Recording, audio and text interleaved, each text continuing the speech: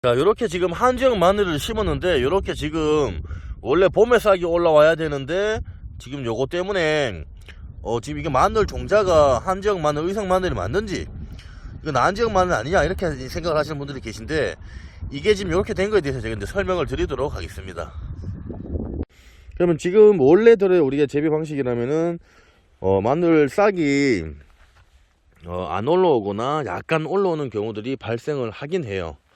그런데 전반적으로 마늘 싹이 그렇게 이제 올라오진 않은 상태인데, 제가 이제 걱정을 했는 거는 뭐냐면, 이제 한지용도 이상 기후 때문에 마늘 싹이 올라와서 겨울을 나고 그런 경우가 이제 발생을 하더라고요. 지금 보시면은 여기도 있네요.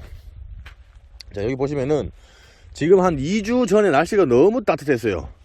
그렇다 보니까 요렇게 지금 날씨가 따뜻하다 보니까 이 마늘이 봄인 줄 알고 요렇게 지금 싹이 올라온 애들이 있어요. 이런 식으로 이렇게 올라오거나 아니면은 이런 식으로 지금 이렇게 올라오거나, 자, 이런 것들이 지금 날씨의 영향 때문에 지금 차이가 이렇게 지금 나고 있는 그런 상황입니다. 살짝 올라온 건 괜찮은데, 이렇게 좀 많이 올라오면은 나중에 봄에 얘네들이 겨울을 날 때는 뿌리 자체적으로 날씨가 떨어지면은 뿌리에서 온도가 내려가면은 활성도가 많이 떨어집니다. 그래서 그 상태로 이제 가만히 있는 경우들이 많은데, 이제 이렇게 지금 광합성을 하기 위해 날이 따뜻해지다 보니까 지금 요 비닐 안에서도 안에가 이제 약간 온실이다 보니까 따뜻하단 말이에요. 그렇다 보니까 날씨가 따뜻하고 하니까 이렇게 지금 올라오는 경우가 있어요. 지금 이렇게 이게 지금 저희가 난정이 아니고 한지형 의성 육종 마늘을 심었는데도 요런 이상 기후 때문에 이제는 한지형 마늘도 겨울에 이렇게 싸게 나오는 경우가 있습니다. 그리고 보시면은 실제적으로 여러분들이 또 어떤 분들이 아니 왜 지금 한지형 마늘을 심었는데 이렇게 싹이 올라와요. 이거는 날씨가 요즘은 갑작스럽게 따뜻해진 그런 시기가 있다 보니까 참 이런 거를 보면은 정말 이제는 환경적인 부분에서 좀 신경을 써야 된다고 신경을 써야 될 때입니다. 보시면은 이렇게 지금 간혹 가다가 볼록볼록 여기 좀 올라왔죠, 그죠? 원래는 이게 싹이 조금만 올라온다거나 아니면 아예 자체적으로 겨울 내내는 이 땅 속에서 원래는 월동을 해야 돼요. 그게 저희 원래 그 한지형의 특징입니다. 그런데 지금 보시면은 제가 육안으로 봤을 때도 지금 한 10% 정도 이쪽에, 특히는 이쪽에 양지 바른 쪽에 한 10% 정도는 이렇게 지금 마늘 싹이 지금 이렇게 지금 올라왔습니다. 이게 올라온다고 크게 문제는 안 되지만은 그래도 지금 겨울 자체가 어떻게 또 추워질지 모르고 온실을 이렇게 비닐로 덮어놔서 그 지열로 통해서 따뜻하다고는 하지만은 워낙 추운 날씨가 되면은 저런 싹들이 피해를 보게 됩니다. 그러면은 동해나 나중에 뭐 냉해를 받아서 얘네들이 봄에 클 때 잎 자체에 이런 상처라든지 이런 피해를 받기 때문에 크게 잘 자라게끔 해야 되는데 생리 장애가 발생을 해서 그 당시에 올라온 애들보다 더 못하게 되는 그런 경우가 발생을 해서 수량적인 부분에서 좀 문제가 발생을 한다거나 그렇게 될 수가 있는 요지는 있어요. 근데 이제는 아마 여러분들도 종자를 의성이든 이런 한지역 마늘을 사시더라도 지역에 따라서, 그리고 날씨가 옛날에 저희 할아버지하고 때 농사 짓는 그런 날씨가 아니에요.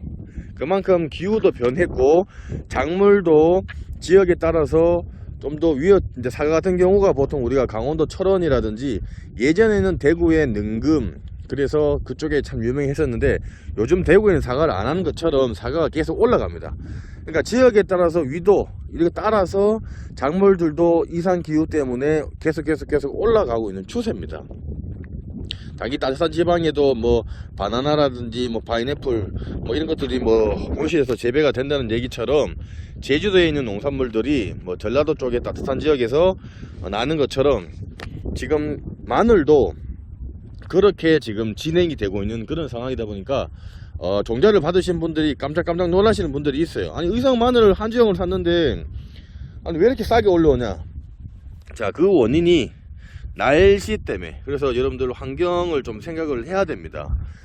이제 마늘 같은 경우에도 우리가 보통 10월 달에 혹은 늦으면은 11월 초, 이렇게 빠르면은 뭐 10월 초 중순 말에 심었는데, 이제는 그 해에 날씨를 상태를 봐가면서 좀 더 마늘 심는 그 시기를 조금 늦춰서 심어서 좀이라도 얘네들이 덜 올라와서 땅 속에서 월동을 하고 그 다음에 나올 수 있는 그런 방법으로 하시는 심는 방법이 이제는 조금 맞다고 봅니다. 그게 매년 이게 또 날씨가 또 달라요. 그런 것처럼 그거를 조금 이제는 좀 생각을 해야 된다.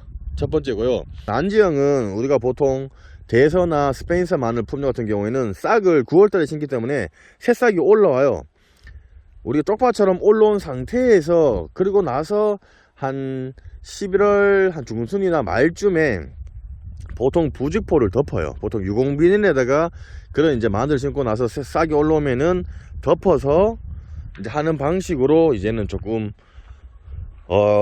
그런 방법도 좀 바꿔야 돼. 그러니까 그런 것도 좀 생각을 하셔야 되는 겁니다. 자, 다시 한번 말씀드리면, 이렇게 지금 비닐로 우리가 심고 나면은 날씨가 따뜻했을 경우에 우리가 여기 보시면은 요 지금 비닐도 가스라든지 바람이 잘 통하도 구멍이 조금씩 나 있어요. 근데 이거는 유공비닐 얘기를 안 합니다. 요거는 가스가 빠진다거나 바람이 조금 통하기 위해서 인위적으로 원래 만들어진 거예요. 제작을 그렇게 한 겁니다. 그런데 요 상태에 해놨던 요는 비닐로 온실 상태다 보니까 날씨가 따뜻해지면 요 안 자체가 정말 따뜻해요.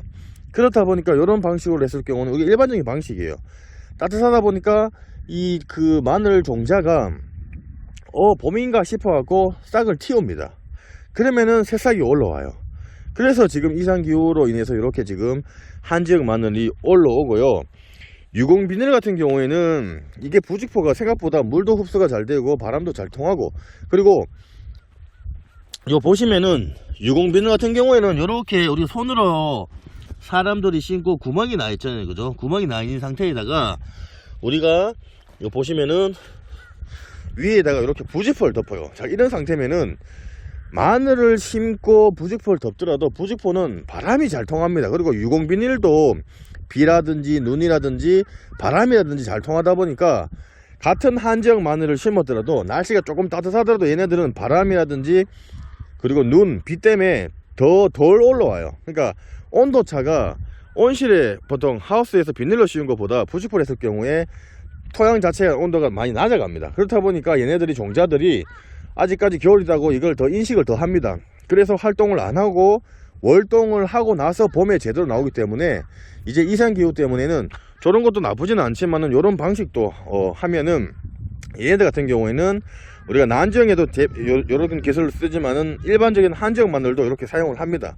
그러다 보니까 이렇게 부직포나 유공분을 했을 때 바람도 잘 통하고 물도 잘 들어가고 눈도 잘 내리고 이렇다 보니까 마늘이 아직까지 조금 따뜻하더라도 그래도 잠깐 이게 날씨가 잠깐 따뜻해졌구나 하고 얘네들이 싹을 안 틔우고, 그리고 원래대로 한지역 마늘처럼 봄에 새싹을 틔워서 올라오게 되는 방식이니까 조금 이거는 솔직히 자재비라든지 인건비가 상당히 많이 들어가는 단점은 있습니다. 그런데 이제는 이런 것도 좀 생각을 하셔야 된다고 이제 말씀을 드리기 위해서 제가 이렇게 말씀을 드리는 겁니다.